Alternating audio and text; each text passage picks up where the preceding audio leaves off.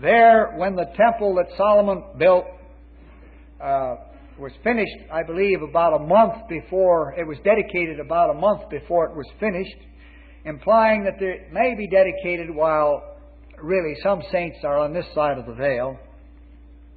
But when that happened, a strange phenomena took place. There they were all praying, and suddenly the glory of the Lord filled the temple, and a dark black smoke filled that temple, and they were a little bit upset at what had happened.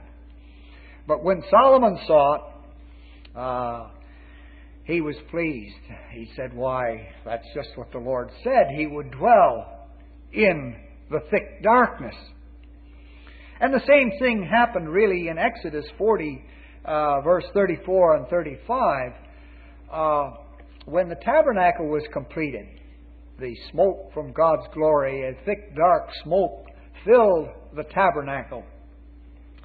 Now, it's a strange thing. In 1 Kings 8:12 to 13 we read, God is light, and in Him is no darkness at all. Well, that's what James tells us. But in 1 Kings 8:12 to 13 we read, the Lord has set the sun in the heavens, but has said that He would dwell in the thick darkness. Why does a God of light choose to dwell in thick darkness? Darkness with substance. You know, the space is dark, but it's not thick darkness. There's a lot of light in it, and it's just dark because there's nothing to reflect it. But a thick darkness is a darkness with substance, so that light cannot permeate it. And this is a strange enigma, that a God of light would dwell in the thick darkness. Now, we believe that the parallel of this will take place when that dark night comes, when the door is shut, and none can enter in any longer to the high calling. It will be finished. But neither can the blessings come from the temple to bless all the families of the earth. It is a time of darkness. It is a time of glory, God's glory resting upon His church. It is a time when the Lord will suddenly appear in His temple. Darkness upon the world, and the glory of the Lord in His temple. At such a moment as this, we believe the Lord will then be free to move ahead with the judgments, in executing the judgments written. And when that temple is filled with smoke from the glory of God, we read in Revelation 16, "Then I heard a loud voice from the temple telling the 7 angels which had the 7 last plagues, and to whom were given the 7 bowls or vials, Go and pour out on the earth the 7 bowls of the wrath of God." A time of darkness. This occurs after the temple is filled with smoke from the glory of God and from His power, and no one could enter the temple until the 7 last plagues of the 7 angels were ended. The darkness coming to the church is also a time of its glory. In that awesome hour, the temple cannot be entered or used to bring its blessings to the world of mankind. The moment of darkness and judgment will be for all who fail to heed the Elijah message. But it will also be a moment of glory for the church. We read in Psalm 149, verses 5 through 9, "Let the faithful exalt in glory. Let them sing for joy upon their beds. Let the high praises of God be in their throats, and a 2-edged sword in their hands, to wreak vengeance on the nations and chastisement on the peoples, to bind their kings with chains and their nobles with fetters of iron, to execute upon them the judgment written. This honor have all the saints. The dedication of God's temple, though glorious for the church, will not change the world into a place of glory and light suddenly. It will be a time of great darkness in the world, and that will be that the temple class will be visited by the Lord in a special way. He will suddenly appear in His temple.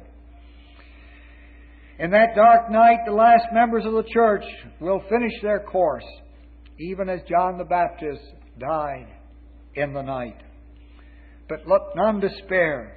The moment of John's death will also be the moment of glory. Not only the last members to finish their course and enter into spiritual glory, from weakness to strength, from mortal to immortal, from darkness to light, but it will also mark the church triumphant, the church victorious, complete. Probably the greatest moment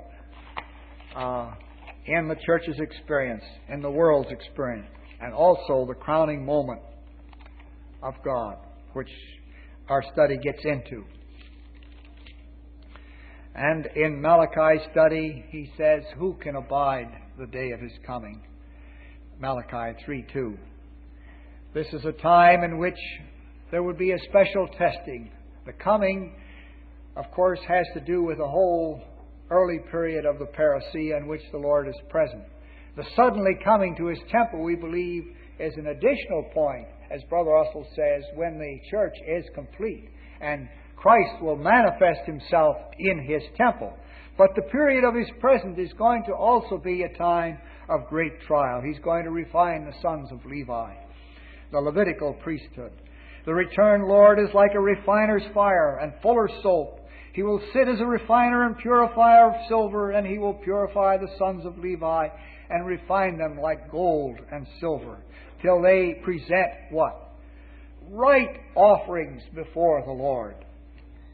Both the little flock and the great company will be purified in this time.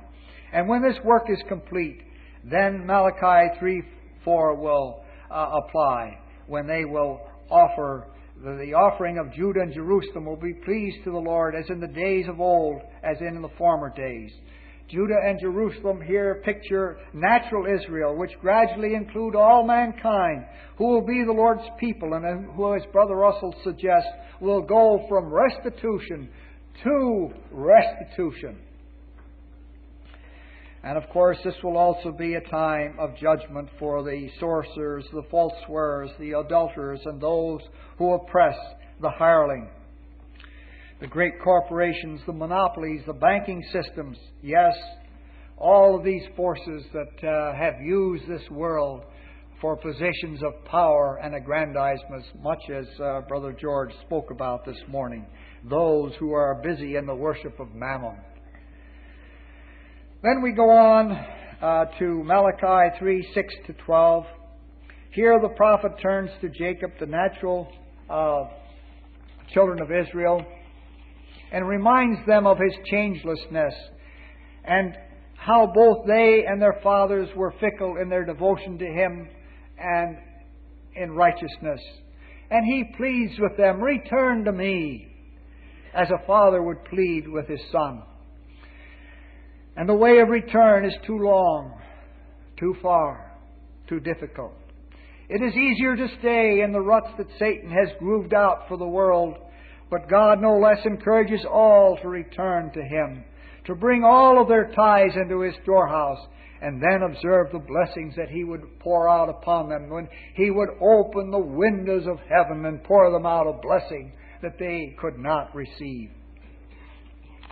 Then Malachi 3:13-15 gives the worldview, again going back to what George was talking about this morning, where they say, and it's a true observation, from their vantage point, it is vain to serve God.